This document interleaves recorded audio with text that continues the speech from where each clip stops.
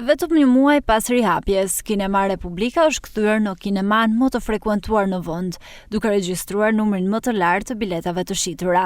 E rihetëzuar dhe e menaxhuar nga Bashkia Shkodër, Kinema Republika ka rikthyer Shkodrën në hartën e premierave ndërkombëtare, duke dëshmuar se publiku shkodran di të vlerësojë kineman moderne dhe cilësore. Përgjegjësja e Kinema Republika, Egena Zymeri, u shpreh se vetëm një muaj nga hapja, shifrat flasin vetë për interesin dhe frekuentimin e lartë nga publiku.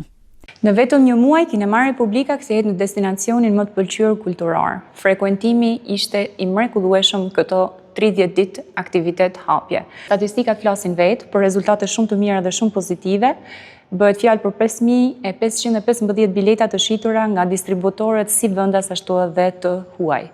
Jam shumë e kënaqur me këtë rezultat, ku frekuentimi spikat shumë jo vetëm i fëmijëve, po i gjithashtu i të gjitha grup moshave. Gjatë janarit na kanë shoqëruar edhe premierat vendase.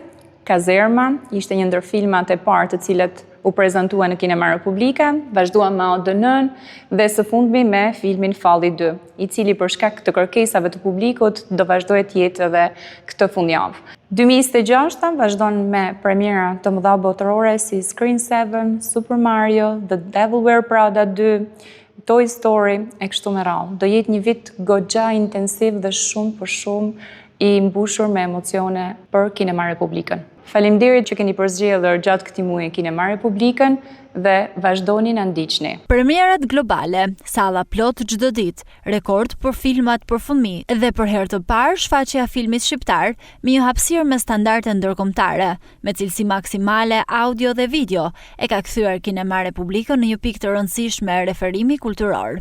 E pajisur me projektor 100% lazer dhe sistem audio të gjeneratës së fundit, Kinema Republika është sot një destinacion kulturor dhe argëtues me rëndësi kombëtare.